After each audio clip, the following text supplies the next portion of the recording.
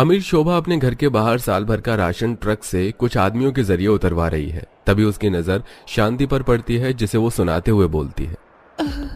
अरे भैया जल्दी जल्दी करो, पूरा ट्रक भरा है साल भर का राशन जो है। वरना कुछ लोग तो ऐसे होते हैं कि उनकी औकात ही नहीं है कि वो साल भर का राशन ला सके, जैसे तैसे एक दिन का राशन लाकर अपना पेट भर रही है। गरीब घर के दरवाजे पर पन्नी में हाथों में थोड़ा सा आटा लिए खड़ी शांति ये सब सुनकर बहुत दुखी होती है और वो घर के अंदर जाती है। उसे उदास देख ज्योति बोलती अपनी माँ से बोलती है, माँ तुम क्यों नहीं भैया को हमारी हालत के बारे में बता देती? अब भैया ही हमारी मदद कर सकते हैं। कब तक हम 10 रुपए के आटे के साथ गुजारा करेंगे? बेटा किस मुंह से बताऊं उसे, और अगर बताया भी तो वो पढ़ाई छोड़कर यहाँ आ जाएगा और अब तक जो मैंने इतनी मेहनत की है वो सब खराब हो जाएगी। दरअसल शांति का बेटा दीपेंद्र शहर में पढ़ाई के लिए गया हुआ है। उसके पीछे से उसकी माँ और बहन के हालात काफी खराब हो गए हैं, पर शांति ने कभी अपने बेटे को बताया नहीं और उसकी पढ़ाई का खर्चा भेजती रही, जिसके लिए उसे कई कोठियों में नौकरानी की तरह काम करना पड़ा और एक दिन का राशन जोड़ने के लिए काफी जतन करने पड़े। इसी तरह कुछ दिन बीत जाते हैं और शांति का बेटा अपनी माँ के हालातों से अनजान अपनी गर्लफ्रेंड प्राची के कहने पर उसके घर जाता है उसकी माँ से मिलने। बेटा मैं जानती हूँ तुम्हारी पढ़ाई पूरी हो गई है और 2 दिन बाद तुम अपने गांव जाने वाले हो, पर 2 दिन बाद हम भी विदेश में फिर से शिफ्ट हो जाएंगे और मुझे नहीं लगता हमारे यहाँ से जाने के बाद तुम फिर कभी हमारी बेटी से मिल पाओगे। पर आंटी मैं प्राची से बहुत प्यार करता हूँ, मैं प्राची से शादी करना चाहता हूँ और मुझे पूरी उम्मीद है कि मेरी माँ हमारे इस रिश्ते के लिए जरूर मान जाएगी। मैं जानती हूँ बेटा, और हमें भी तुम बहुत पसंद हो, इसलिए हमने फैसला लिया है कि हम अपनी आंखों के सामने तुम्हारी और प्राची की शादी करवा देंगे और खुद यहाँ से विदेश चले जाएंगे और तुम हमारी बेटी को गांव ले जाना। वैसे भी इसने बहुत सारे एग्जाम दिए हैं, मुझे अपनी बेटी पर पूरा यकीन है। बहुत जल्द मेरी बेटी इंडिया में रहकर ही कोई गवर्नमेंट जॉब करेगी। दीपेंद्र प्राची से बहुत प्यार करता था और वो उसे छोड़ना नहीं चाहता था, इसलिए मजबूरी में आकर वो प्राची से शादी करके 2 दिन बाद अपने गांव पहुंचता है, जहां वो देखता है कि उसकी माँ अपने पक्के मकान में न रहकर अपने ही घर के बगल वाले कच्चे मकान में रह रही है। माँ तुम यहाँ इस कच्चे घर में, और इस घर में तो कुछ भी है ही नहीं सिवाय इस चूल्हे के और जमीन पर बिछी चटाई के। इतनी ठंड में क्या तुम जमीन पर सोती हो? राशन के नाम पर ये पन्नी में थोड़ा सा आटा है, पर ये सब हुआ कैसे? बेटा तू आ गया, अब मेरी परेशानी अभी खत्म हो जाएंगी। तू नहीं जानता, पर 2 साल पहले जब तेरे पिता का देहांत हुआ था तब तेरी ताई जी ने हमारी सारी जमीन हड़प ली और हमें हमारे घर से निकाल दिया और बदले में मुझे ये कच्चा मकान रहने को दे दिया। बड़ी मुश्किलों से मैं अपना गुजारा कर रही हूँ। माँ इतना सब कुछ हो गया और आपने मुझे कुछ बताया भी नहीं, आखिर क्यों? कैसे बताती? अगर मैं तुझे बता देती तो तू अपनी पढ़ाई छोड़कर यहाँ आ जाता और अपने पैरों पर कुल्हाड़ी मार लेता। अब तेरी पढ़ाई पूरी हो गई है, अब मुझे पूरी उम्मीद है कि तू हमारे बुरे हालातों को ठीक कर देगा। पर बेटा तेरे साथ ये लड़की कौन है? माँ ये तुम्हारी बहू है प्राची। माँ अगर मुझे पता होता हमारी आर्थिक स्थिति बद से बदतर हो गई है तो मैं अभी शादी नहीं करता। और प्राची तुम भी मुझे माफ कर दो, मैंने तुम्हें बड़े बड़े सपने दिखाए और यहाँ आकर इस गरीब खाने में छोड़ दिया। अब तो ये गरीब खाना ही मेरा घर है, जैसे आप लोग रहोगे वैसे ही मैं भी यहाँ रहूंगी। बहू मैं नहीं जानती तूने क्या क्या सपने देखे होंगे, पर अपनी सास को माफ कर दे, तुझे मेरी वजह से यहाँ रुकना होगा। कोई बात नहीं माँ, अब मैं आ गया हूँ ना, सब ठीक हो जाएगा। बहुत दिन हो गए तुम्हारे हाथों का खाना खाए हुए, कुछ खाने को दे दो। खाने का नाम सुनकर शांति की आंखों में आंसू बहने लगते हैं और वो अपने बेटे बहू को चटाई पर बिठाकर एक प्लेट में रात की बची हुई सूखी रोटी खाने को देती है। माफ करना बच्चों, पर मैं तुम्हें इस बासी सूखी रोटी के अलावा कुछ और खाने को नहीं दे सकती, क्योंकि मेरी आर्थिक स्थिति इतनी ज्यादा खराब है कि एक दिन का खाना भी जोड़ पाना मेरे लिए मुश्किल हो रहा है। कोई बात नहीं माँ जी, मुझे तो इस रोटी में भी स्वाद आ रहा है। प्राची की अच्छाई और समझदारी देखकर न सिर्फ शांति हैरान रहती है बल्कि दीपेंद्र भी हैरान रह जाता है। अब इसी तरह 2 दिन बीत जाते हैं और प्राची देखती है कि उसकी सास सुबह 5 बजे ही कड़ाके की ठंड में उठकर घर से बाहर जा रही है। दीपेंद्र उठो, देखो माँ जी इतनी सुबह ठंड में कहाँ जा रही हैं, उन्हें रोको। आखिर माँ इतनी सुबह कहाँ जा सकती हैं? तुम रुको, मैं जरा बाहर से देखकर आता हूँ। दीपेंद्र अपनी माँ से जब तक बात करने के लिए बाहर जाता है वो देखता है कि उसकी माँ जा चुकी है। कुछ देर बाद सूरज निकल जाता है और सुबह हो जाती है। नंद ज्योति चूल्हे पर लाल चाय चढ़ाकर बाहर झाड़ू लगा रही होती है। इतने में प्राची उठती है। परेशान प्राची मिट्टी के चूल्हे पर खाना बनाने की सोचती है। दीपेंद्र, मुझे बहुत भूख लग रही है और माँ जी अब तक घर नहीं आई। नंद जी भी काम में लगी है और मैंने आज से पहले कभी भी मिट्टी के चूल्हे पर खाना नहीं बनाया। मेरी थोड़ी मदद कर दो ना। मैं जब तक ज्योति से बाहर से लकड़ी लेकर आ रही हूँ तब तक तुम देख लो घर में खाने को क्या क्या रखा है। इतना बोलकर प्राची ज्योति के साथ घर के बाहर से लकड़ियां घर में लेकर आती है और उन्हें जलाने की कोशिश करती है। तो वहीं दीपेंद्र घर में रखे हर डिब्बे बर्तन को खोलकर देखता है और वो सारे के सारे खाली नजर आते हैं। ज्योति, ये क्या? घर में तो अन्न का एक दाना तक नहीं है। लगता है इसलिए माँ आज सुबह सुबह इतनी जल्दी उठकर बाहर गई है। हो ना हो वो जरूर खाने की ही तलाश में गई होगी। मेरी माँ हर दिन कैसे खाना जोड़ रही है वो सिर्फ वही जानती है। और एक मुझे देख लो, इतनी पढ़ाई लिखाई करने का भी कोई फायदा नहीं, क्योंकि अब तक मेरी नौकरी ही नहीं लगी। हाँ भैया, माँ एक वक्त का खाना जोड़ने के लिए बहुत मेहनत करती है। अब मुझसे उनकी ऐसी हालत नहीं देखी जाती। खाली डब्बा हाथ में लिए परेशान दीपेंद्र अपनी बीवी और बहन से बात कर ही रहा होता है कि तभी वहां उसकी ताई आ जाती है और उनके हालात देखकर उन पर हंसने लगती है। ओहो बेटा, तुमने तो यहाँ आकर अपनी माँ का काम बढ़ा दिया। बेचारी रोज कहीं से मांग कर तो कुछ करके खाने का इंतजाम करती थी, पर अब तो घर में 3 लोग हैं। बेचारी के लिए राशन जोड़ पाना तो बहुत मुश्किल होता होगा ना। वैसे अगर तुम लोगों को मेरी कोई मदद चाहिए तो बता दो, मेरे घर में तो साल भर का राशन जमा है। कोई जरूरत नहीं है, मैं अभी जिंदा हूँ और जब तक मैं जिंदा हूँ मैं अपने बहू बेटे का पेट भर सकती हूँ। और मेरे हालातों पर हंसो मत, क्योंकि हमारे इन हालात के जिम्मेदार भी तुम हो। और देख लेना, एक दिन मेरे बहू बेटे मेरा नाम रोशन करेंगे और मेरे घर में भी तुम्हारे घर की तरह साल भर का राशन एक साथ आएगा। रस्सी जल गई पर बल नहीं गया देवरानी जी। शोभा मुंह बनाकर वहां से चली जाती है, जिसके बाद शांति अपनी बहू के साथ बैठकर थोड़े से नमकीन चावल बनाती है। माँ जी, आपके पास न तो पैसे हैं और न ही घर में राशन, फिर आप ये राशन कहाँ से लेकर आई? बहू पेट भरने के लिए इंसान को काम करना पड़ता है। तेरी सास भी रोज सुबह 5 बजे उठकर मजदूरी करने जाती है, कोठियों में नौकरानी का काम करती है। देख, आज मैं 2 दिन का राशन ले आई हूँ। अब इस ठंड में 2 दिन तक हमें टेंशन लेने की जरूरत नहीं है। इतनी ठंड में अपनी सास को मेहनत करके राशन का इंतजाम करता देख प्राची की आंखों में आंसू आ जाते हैं। तो वहीं दीपेंद्र भी शहर जाने की ठान लेता है और जमीन पर ठंड में कांपते हुए बैठकर खाना खाते हुए बस कुछ दिन और माँ। ज्योति, आपको इसी तरह से स्ट्रगल करना होगा। मैंने सोच लिया है मैं शहर में जाकर काम करूंगा। यहाँ मेरे लायक कोई काम नहीं है। देखना आप, मुझे शहर में जाते ही नौकरी मिल जाएगी और हमारे हालात फिर से ठीक हो जाएंगे। हाँ भैया, ये ठीक फैसला किया आपने। पर शहर जाने के लिए पैसे? माफ करना प्राची, पर तुम्हारी माँ ने जो मुझे अंगूठी दी थी मैंने उसे बेच दिया। पर मैं तुमसे वादा करता हूँ जब मैं अच्छे पैसे कमाने लगूंगा तो वो अंगूठी वापस ले लूंगा। प्राची इन हालातों में भी अपनी नंद और सास का और पति का पूरा साथ देती है और दीपेंद्र थोड़े से पैसे लेकर शहर चला जाता है और कुछ पैसे अपनी मां को दे देता है।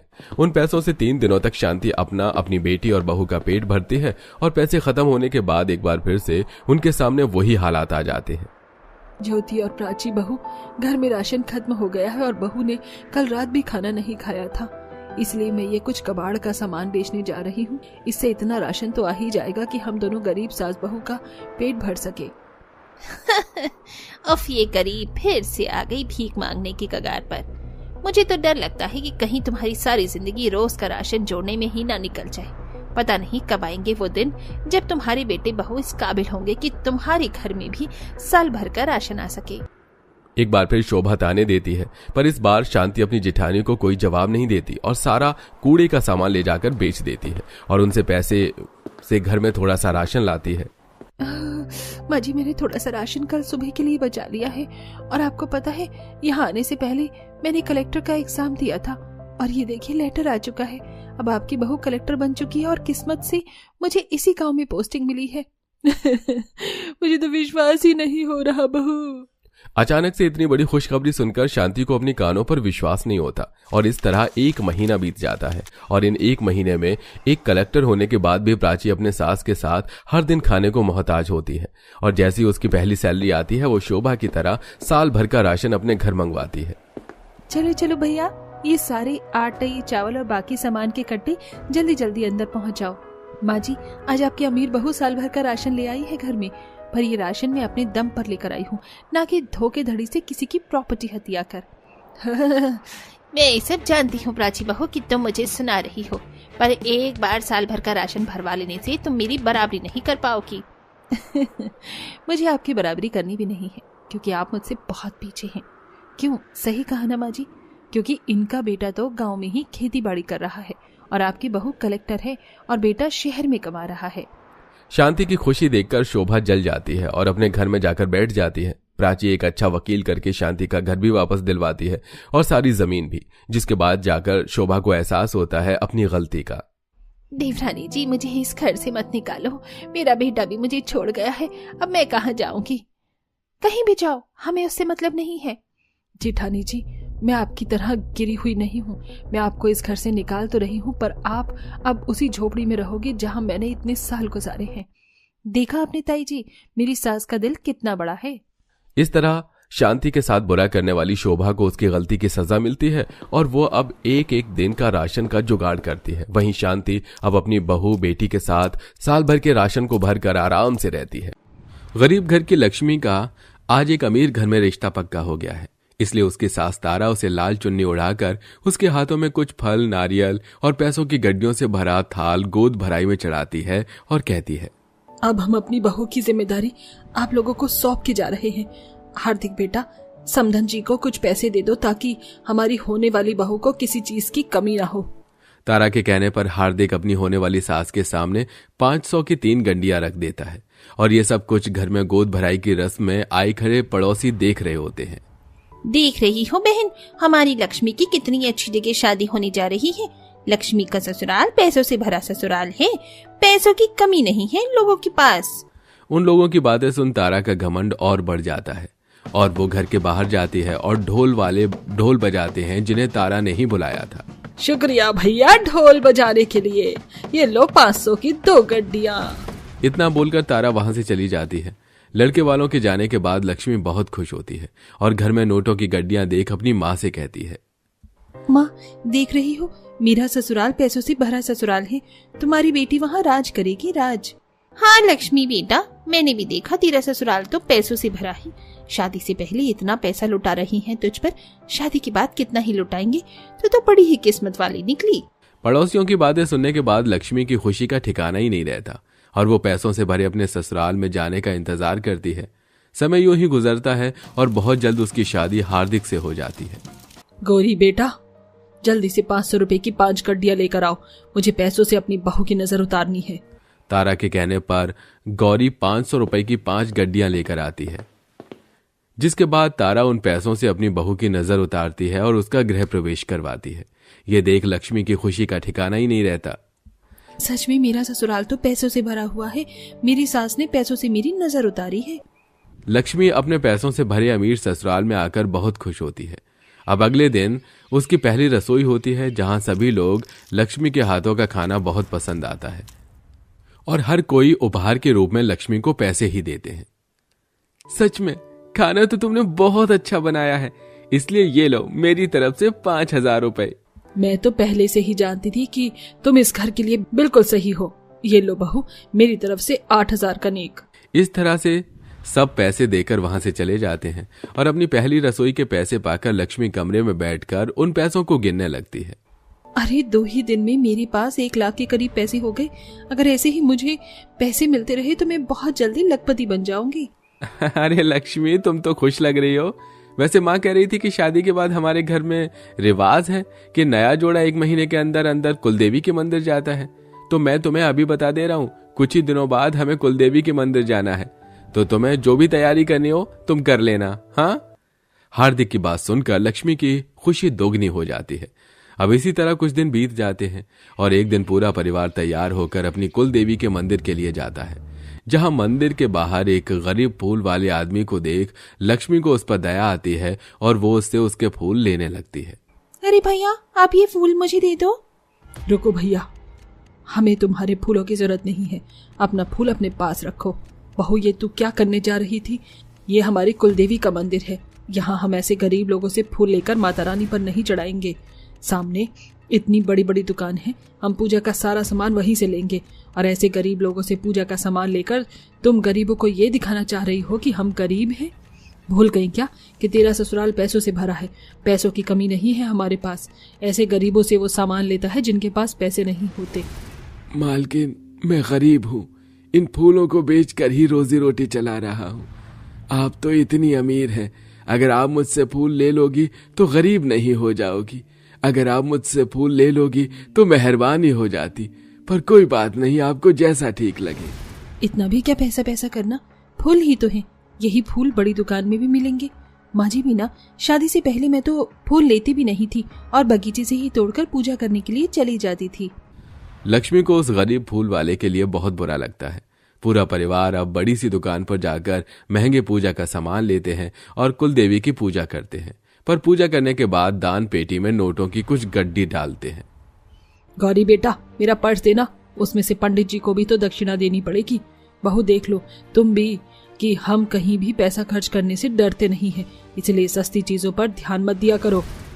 इस तरह तारा पंडित के हाथों में भी नोटों की गड्डियां देकर वहां से चली जाती है। अब इसी तरह कुछ दिन बीत जाते हैं और गौरी का जन्मदिन आ जाता है। इस बार मुझे कोई पार्टी नहीं चाहिए, मेरे को 5 स्टार होटल में खाना खाना है। ठीक है, अगर तुम्हारी यही इच्छा है तो हम तुम्हारे बर्थडे पर 5 स्टार होटल चलेंगे। वैसे भी शादी के बाद एक भी दिन लक्ष्मी 5 स्टार होटल नहीं गई, इसी बहाने वो भी थोड़ा घूम लेगी। गौरी के जिद करने पर पूरा परिवार 5 स्टार होटल में खाने के लिए जाता है, जहां सभी लोग अपनी अपनी पसंद का खाना मंगवाते हैं। पर जब लक्ष्मी अपनी पसंद का हक्का नूडल्स खाती है तो उसका मुंह बन जाता है। भैया, अपने शहर का बेस्ट रेस्टोरेंट है ये। हाँ, पर भाभी आप अपना फेवरेट नूडल क्यों नहीं खा रही? वो दरअसल मुझे यहाँ का नूडल पसंद नहीं आया। क्या हम बाहर से कुछ खा सकते हैं? अगर तुम्हें पसंद नहीं आया तो फिर हम किसी दूसरे रेस्टोरेंट में चलते हैं। वेटर, बिल लेकर आ जाओ। कुछ देर में वेटर बिल लेकर आता है और बिल देखकर लक्ष्मी हैरान रह जाती है। जैसे ही वो बाहर आती है तो उसे अल चाउमीन की रेहड़ी मिलती है, जिसे देख वो रेहड़ी से चाउमीन खाने की जिद करती है। बहू, अब तुम रेस्टोरेंट का खाना छोड़कर बाहर ठेले का खाना खाओगी? हम इतने गरीब नहीं हैं कि तुम्हें किसी दूसरे बड़े रेस्टोरेंट का खाना ना खिला सके। और लक्ष्मी, बाहर देखा है वो रेहड़ी वाला कितना अनहाइजीनिक तरीके से खाना बना रहा है। मैं तुम्हें बाहर का कुछ नहीं खाने दूंगा, वो खाना खाने से तुम्हारी तबीयत खराब हो जाएगी। हार्दिक और उसका पूरा परिवार अपने पैसे का शो ऑफ झाड़ने के चक्कर में लक्ष्मी की इच्छा को मार देते हैं और सब जाकर गाड़ी में बैठते हैं। गाड़ी में बैठकर भी लक्ष्मी उसी ठेले वाले को देखती हुई जाती है और अपने मायके के दिन को याद करती है, जहां वो 10-10 रुपए मिलाकर अपनी दोस्तों के साथ मिलकर ठेले से चाउमीन खाती थी। मजा आ गया खाकर। अंकल जी बेस्ट चाउमीन बनाते हो। वो तो है। अच्छा, अब घर चलते हैं, अगली बार ज्यादा पैसा जमा करके थोड़ी बड़ी दुकान पर जाएंगे। पैसे वाले ससुराल में आकर तो मैं अपनी खुशियां ही भूल गई हूँ। पहले मैं 10 रुपए की चाउमीन खाकर खुश होती थी और यहाँ 500 रुपए का नूडल खाकर भी खुशी नहीं मिली। अब इसी तरह कुछ दिन बीत जाते हैं और एक दिन गली में फेरी पर साड़ी वाला आता है, जहां लक्ष्मी अपनी पसंद की साड़ी ले लेती है। पर यह सब कुछ उसकी नंद देख लेती है और अपनी माँ को जाकर बता देती है। और तारा जब नीचे आती है तो तारा को देख उसकी पड़ोसी उस पर हंसने लगती है। तारा बहन, वैसे तो तुम इतनी अमीर बनती फिरती हो, नोटों की गड्डियां फाड़ती फिरती हो और तुमने अपने घर का नाम भी रखा है पैसों से भरा ससुराल। पर तुम्हारी बहू इतनी सस्ती साड़ी ले रही है, बहू पर पैसे नहीं खर्च करती क्या? बहू, करवा दी ना तूने सबके सामने मेरी बेइज्जती। तुझे साड़ी ही चाहिए थी तो मुझसे बोल देती, मैं इससे महंगी और अच्छी साड़ी तेरे को दिलवाती। पर तूने हमारी इज्जत का ख्याल न करके ये गंदी और सस्ती साड़ी ले ली। भाई साहब, अपनी साड़ी लो और यहाँ से जाओ। इतना बोलकर तारा घर में चली जाती है। अपनी सास का यह बर्ताव देखकर लक्ष्मी को बहुत बुरा लगता है। वो जिस पैसे वाले घर में आकर खुश थी, अब उसे वही पैसे वाला घर काटने को दौड़ता है। और रात को जब तारा उसे महंगी साड़ी लाकर देती है तो भी उसे खुशी नहीं होती। अरे वाह, तुम्हारी अलमारी कपड़ों से भरी है, फिर भी माँ तुम्हारे लिए 20,000 की साड़ी लेकर आई है। कितनी सुंदर लग रही है ये साड़ी। वही तो बेटा, पर तेरी बीवी की तो वही 500-600 वाली साड़ी पसंद थी। वैसे कल हम लोगों को तुम्हारे मामा जी के घर जाना है। तुम्हारे मामा जी बहू को देखना चाहते हैं, वो विकलांग हैं, कहीं आ जा नहीं सकते। लक्ष्मी का ससुराल तो खुश था, पर लक्ष्मी बिल्कुल भी खुश नहीं थी। अपने ससुराल वालों को देख उसे अपने मायके के दिन याद आते हैं, जहां वो 200 से 300 रुपए से ज्यादा महंगे कपड़े नहीं लेती थी। अब अगले दिन पूरा परिवार मामा जी के घर जा रहे होते हैं और तभी उनकी गाड़ी का एक्सीडेंट हो जाता है। पूरे घर वालों को हल्की फुल्की चोट लगती है, पर इस एक्सीडेंट में तारा को सबसे ज्यादा चोट लगती है और उसे अस्पताल ले जाया जाता है, जहां डॉक्टर के कहने पर हार्दिक इधर उधर खून की तलाश में भटकता है। पर इतने पैसे होने के बाद भी उसे कहीं से जब खून नहीं मिलता तो उसके पास वही फूल वाला आदमी अचानक से आता है और उससे कहता है, भाई, मैं यहाँ अपने किसी रिश्तेदार को देखने आया था, पर तुम्हारी ऐसी हालत देखकर लग रहा है मुझे तुम्हारी मदद करनी चाहिए। आप तो वही है ना जो उस दिन मंदिर के बाहर थे? आप जो भी हैं भाई जी, मेरी माँ को खून दे दीजिए, बदले में मुझसे लाखों रुपए ले लीजिए। ओ पॉजिटिव खून चाहिए। आपका भी वही है ना? हाँ, मेरा भी वही है। और बेटा, कुछ चीज इंसानियत के नाते की जाती है, ना कि पैसों के लालच में। मुझे कुछ नहीं चाहिए। उम्मीद है कि अब आप लोगों को समझ आ गया होगा, हर जगह पैसा काम नहीं आता। इस तरह उस दिन तारा के घर वालों को प्यार, दया और पैसे के बीच का फर्क समझ आता है और फूल वाला खून देकर तारा की जान बचाता है, जिसके बाद फिर कभी तारा और उसके घर वाले पैसों का शो ऑफ नहीं करते और गरीबों की मदद करते हैं।